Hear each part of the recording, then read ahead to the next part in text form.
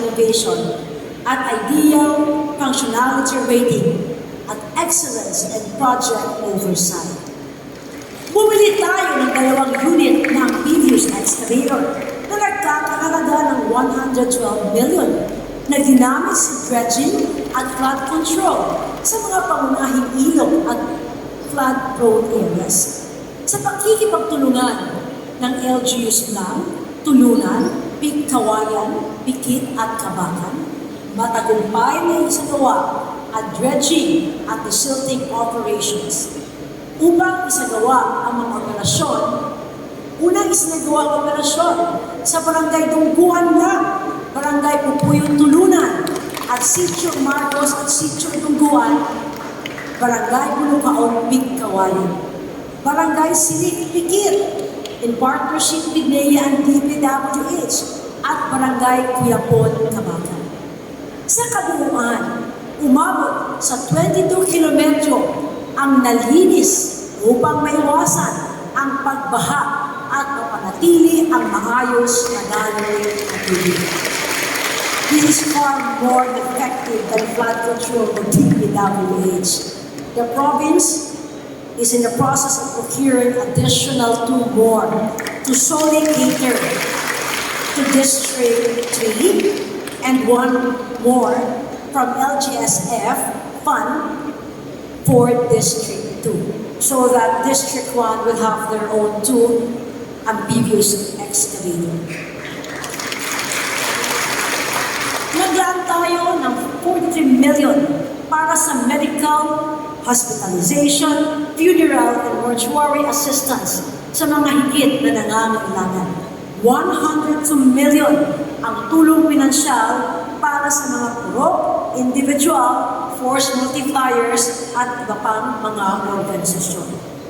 Ang 81 million medical assistance for indigent and financially incapacitated patients or MAIPIP programa ng DOH ay naging mahalagang suporta upang matustusan ang hospitalization ng mga pasyenteng walang sapat na kakayahang pinansyal.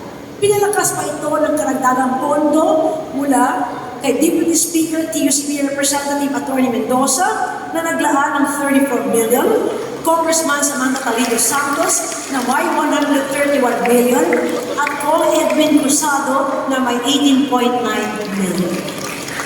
Naging mahalagang sandigan ang 716 million mula sa DSWD AKAP at AX programs, kabilang ang 159 million na naipamahagi sa pamamagitan ni Deputy Speaker at TUC Representative Atty. Mendoza, 92 million mula kay Cong Samantha Talino Santos, at 6.2 million mula kay Cong Edwin Cruzado.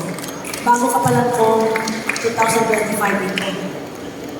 Ang 9 milyong ayudang medikal mula sa Bangsamoro Government or AMBAG at 92 million tulay ng kapayapaan mula sa Kapitolyo ay nagbigay daan sa zero billing para sa mga pasyente sa 8 provincial hospitals.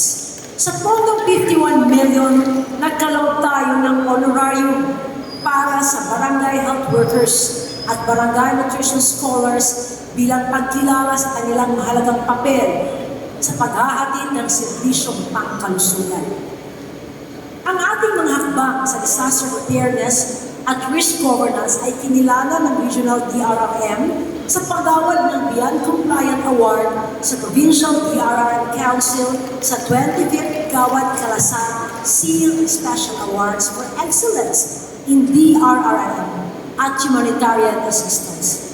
Apat na mga LGUs, Magpet, Kidapawan, Arakan, at Alamada ang tumanggap ng parehong parangal, habang 13 ang naging fully compliant. Bilang insentibo, naglaan tayo ng 447,000 upang kilalanin ang kanilang pagsisikap na mapanatiling ligtas ang kanilang nasasakupan.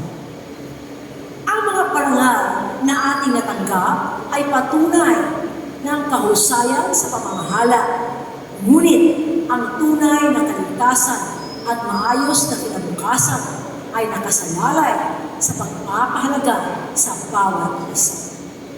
Pangangalaga sa kalikasan, ang sama-samang pagkilos upang matugunan ang pagbaha, pagguho ng lupa, at iba pang kalamidad ng lalawigan. Sa direksyong ito, inaasahan ang ganap na implementasyon ng Smart Automated Response and Tracking for Emergency Reporting ng SOCSARGEN Project sa pakikipagtulungan ng DOST at University of the Philippines na mapagpapahusay sa emergency response sa pamamagitan ng real-time data-driven system para sa mas mabilis na decision-making at koordinasyon. Naglaan tayo ng 3,900,000 para sa tree growing, symposium at iba pang aktibidad gaya ng 3rd Balik-Kinayahan Festival at Environment Sustainability and Protection Program, kabilang na ang Brigada Taniman, katuwang Penro, Metro Arakan Valley Complex, Philippine Coconut Authority, AFP, PNP at Bureau of Fires. Mula sa 14 milyong pondo ng DSWD sa ilalim ng Project Lawa at Binhi Risk Resilience Program, Cash for Training and Work, na mahagi tayo ng tulong pinansyal para sa mga kababayang naapektuhan ng matinding tagtuyot dulot ng climate change. Sa likod ng bawat programang inihahatid para sa kabilang Cotabato Tenyo ay ang dedikasyon ng 2,304 workforce ng Kapitolyo. Tahimik, ngunit napakahalagang pwersa sa matagumpay na nagpapatupad ng ating mga inisyatiba. Sa pool ng 1.7 million, sinusuportahan natin ang kanilang professional at personal development. Ipinatupad ang drug-free workplace program at ang bawal bastos law upang mapangalagaan ang kanilang dignidad, kalusugan, kaligtasan sa trabaho. Kasabay nito, ang Employees Career and Personal Development Program, kabilang ng pagsasanay gaya ng roadworthy excellence sa mga driver, integrated preventive maintenance, and safe driving practice, katuwang ang TESDA at LTO. Ang 7 to 20-minute weekly value-focused discussion sa ilalim ng serbisyong totoo, Moral Recovery Program, ay nagpatibay ng integridad, disiplina at malasakit sa serbisyong publiko. Nakatutulong sa pag-iwas sa graft and corruption, inefficiency at workplace conflict. Sa ilalim ng Salamat na Buhay Program na may pondong 11 billion, kinilala ang dedikasyon ng 33 literadong kawani, 13 natatanging empleyado sa Awards Day, 106 loyalty awardees.